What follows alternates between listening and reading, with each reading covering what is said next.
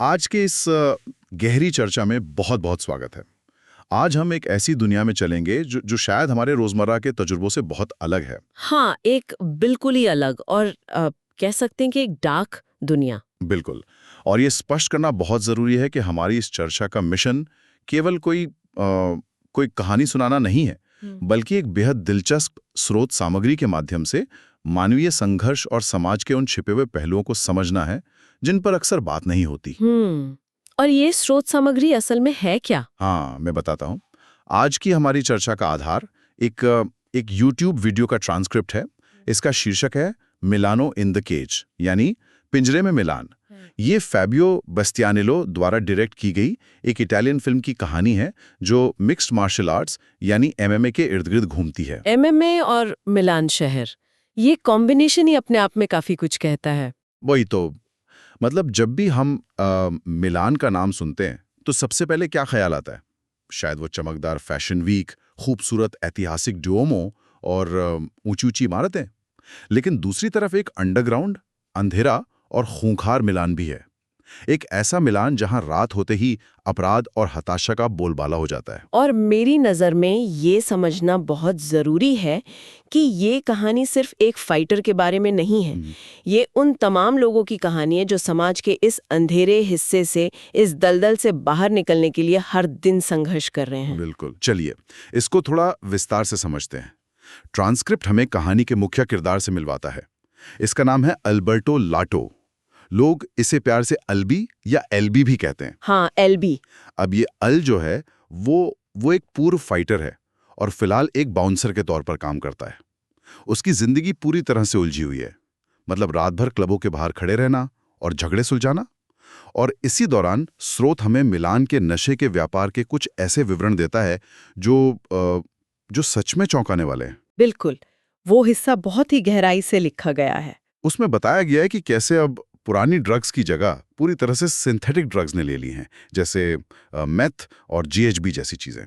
और लोग इंटरनेट और फोन के जरिए इन ड्रग्स को ऐसे ऑर्डर करते हैं जैसे सुपरमार्केट में कोई सामान खरीद रहे हो, एकदम नॉर्मल। यहाँ सबसे हैरान करने वाली बात यह है कि ये पूरी प्रक्रिया कितनी बेरहम हो चुकी है। ट्रांसक्रिप्ट में ड्रग म्यूल्स का एक बहुत ही खौफनाक हिस्सा है जिसका विश्लेषण करना बहुत जरूरी है। हाँ, वो पेट में कैप्सूल छिपाने वाला हिस्सा। एकदम सही। लोग अपने पेट में कोकीन के कैप्सूल छिपा कर लाते हैं। एक जगह जिक्र है कि कैसे एक महिला के शरीर में 1.5 किलो तक कोकीन ठूस दी जाती है। इसमें जान जाने का जोखिम हर पल रहता है। अगर एक कैप्सूल भी फट जाए तो इंसान वहीं खत्म हो जाता है। रूह कांप जाती है सोचकर। हाँ, क्योंकि ये अंडरग्राउंड दुनिया इंसानी जिंदगी की कोई कीमत नहीं समझती। उनके लिए इंसान सिर्फ एक कंटेनर है। और एल ठीक इसी दलदल में पूरी तरह फंसा हुआ है। और एल की परेशानी सिर्फ ये अंडरग्राउंड दुनिया ही नहीं है, उसका सीधा असर उसकी निजी जिंदगी पर भी पड़ रहा है।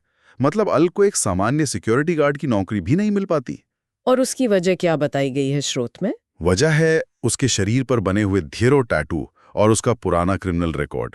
उसने दुनिया भर में काम किया है, पर कोई उसे नौकरी नहीं देना चाहता। समाज उसे पूरी तरह से तिरस्कृत कर चुका है। ये एक बहुत ही कड़वी सच्चाई है। और इसका सबसे बड़ा भावनात्मक पहलू तब सामने आता है जब हम उसके बेटे माटियों के बारे में सुनते हैं। हाँ, सिमोना वाला एंगल। अल की पूर्व पत्नी सिमोना उसे अपने ही बेटे से दूर रखती है। क्योंकि सिमोना की नज़रों में अल की जिंदगी सिर्फ हिंसा और ड्रग से भरी है। एक तरह से देखा जाए तो अल के भीतर दो अलग-अलग इंसान लड़ रहे हैं। दो अलग इंसान कैसे? एक वो जो उस माफिया और अपराध की दुनिया का हिस्सा बन चुका है, जिसे वो छोड़ नहीं पा रहा है, और दूसरा वो जो अपने बेटे के लिए एक अच्छा पिता बनना चाहता है, एक हीरो बनना चाहता है। ये एक क्लासिक मनोवैज्ञानिक संघर्ष है जो अल के अंदर चल रहा है। एकदम सही पकड़ा आपने। और ये मनोवैज्ञानिक संघर्ष ट्रांसक्रिप्ट के उस सीन में बहुत अच्छे से उभरता है जब अल की अपने बेटे माटेओ से फोन पर बात होती है। वो सीन बहुत ही पावरफुल है। हाँ, अल फोन पर बहुत हताश है और माटियो से माफी मांग रहा होता है। लेकिन तभी माटियो कहता है कि वो कल की फाइट में अपने पिता का समर्थन करेगा क्योंकि उसका पिता ही उसका हीरो है। ये सुनते ही सब बदल जाता है। बिल्कुल। ये विवरण सुनने वालों के लिए एक गहरा भावनात्मक क्षण पैदा करता है, एक आहा मोमेंट। अपने बेटे की नजरों में हीरो बनना ही वो चीज है जो अल को एक नया मकसद देती है। और यहीं से कहानी अपनी गति पकड़ती है। और यहाँ पर कहानी सच में बहुत दिलचस्प हो जाती है क्योंकि अल को एक मौका मिलता है। उसका पुराना दोस्त मैक्स उसे एक ऑफर देता है। चेलर्टो नाम का एक फाइटर घायल हो गया है और उसकी जगह अल को मिलानो इन द केज नाम के MMA टूर्नामेंट में लड़ने का ऑफर मिलता है। लेकिन ये इतना आसान नहीं है। बिल्कुल नहीं। इसके लिए उसे अपना वजन 95 किलो से घटाकर 84 किलो करना होगा। मतलब 11 किलो वजन कम करना है, और वो भी बहुत कम समय में। ये वेट कटिंग शरीर के लिए एक भयानक सजा की तरह है। और इसी बीच अल पर एक दोहरा दबाव भी है। ट्रांसक्रिप्ट के अनुसार अल पर कैलेब्रियन माफिया का भारी कर्ज है। अगर वो फाइट नहीं जीतता या पैसे नहीं चुकाता तो उसकी जान जा सकती है। हाँ, कहानी में एक अंतिम संस्कार का भी जिक्र है जो इस खतरे को बिल्कुल असली और खौफनाक बना देता है। मतलब अगर वो नहीं लड़ा तो माफिया उसे मार देगा। अगर हम इसको बड़े नजरिए से देखें तो ये पूरा परिदृश्य एक इंसान को उसकी आखिरी हद तक धकेलने के बारे में है। और यहीं पर ट्रेनिंग और अनुशासन का महत्व समझ आता है। मैक्स उसे जो ट्रेनिंग देता है। हाँ, मैक्स उसे सुबह 6 बजे ट्रेनिंग देता है, लेकिन एक शर्त पर।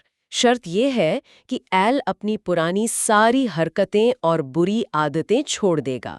और इसी दौरान एक बहुत ही अहम घटना घटती है। वो पिटबुल कुत्ते वाली घटना? एकदम। एल एक घायल पिटबुल कुत्ते को बचाता है जिसे अवैध फाइटिंग के लिए इस्तेमाल किया गया था। एल अपनी सबसे प्यारी मोटरसाइकिल देकर उस कुत्ते की जान बचाता है।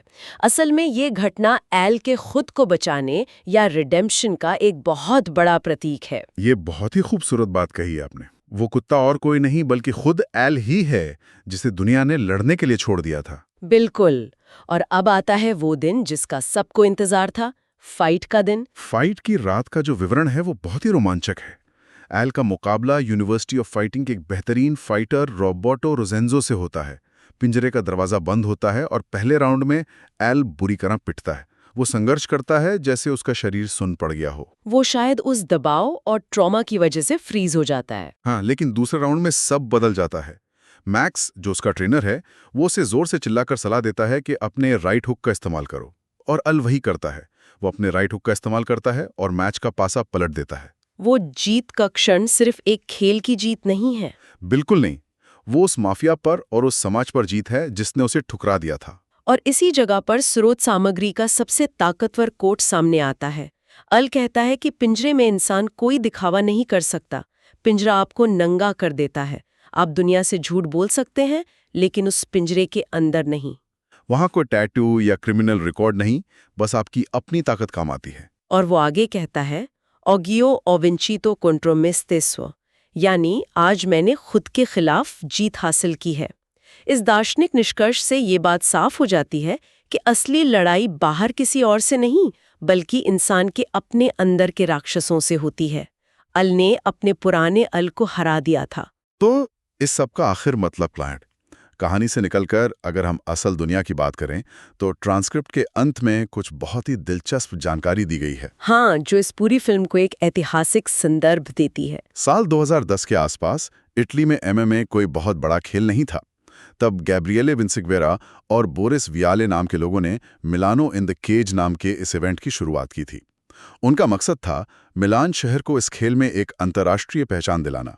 और इस चर्चा से हमें ये समझ आता है कि कैसे अंडरग्राउंड खेल या संस्कृतियां धीरे धीरे मुख्य धारा का हिस्सा बन जाती हैं।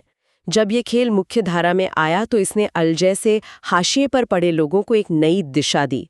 उन्हें समाज में वापस एक पहचान बनाने का मौका दिया। ये महज एक फाइट की कहानी नहीं है। ये मिलान की अंधेरी गलियों से लेकर MMA के पिंजरे तक और खुद से हारने से लेकर खुद को जीतने तक का एक पूरा सफर है। आज की हमारी ये चर्चा इसी स्रोत सामग्री और उसमें दी गई जानकारी तक सीमित थी। और इस पूरी चर्चा से एक बहुत जरूरी सवाल उठता है। कैसा सवाल? जब समाज किसी इंसान के चारों तरफ गरीबी, अपराध और गलत फैसलों का एक अदृश्य पिंजरा बना देता है, तो क्या उस इंसान को आज़ाद होने के लिए असल जिंदगी में भी किसी पिंजरे जैसे MMA रिंग में उतरकर लड़ना पड़ता है? ये बहुत ही गहरा सवाल है। हम सब अपनी जिंदगी में ऐसे कौन से पिंजरे बनाते हैं जिनसे हमें खुद ही लड़कर बाहर आना है? ये एक ऐसा विचार है जिस पर हम सबको सोचना चाहिए कि क्या हम दूसरों के लिए या खुद के लिए ऐसे अदृश्य पिंजरे तो नहीं बना रहे। खैर, इसी विचार के साथ हम आज की इस गहरी चर्चा को यहीं रोकते हैं। इस सफर में हमारे साथ जुड़ने और इन अनकहे पहलुओं को समझने के लिए बहुत बहुत शुक्रिया। अगली बार एक नई चर्चा के साथ फिर मिलेंगे।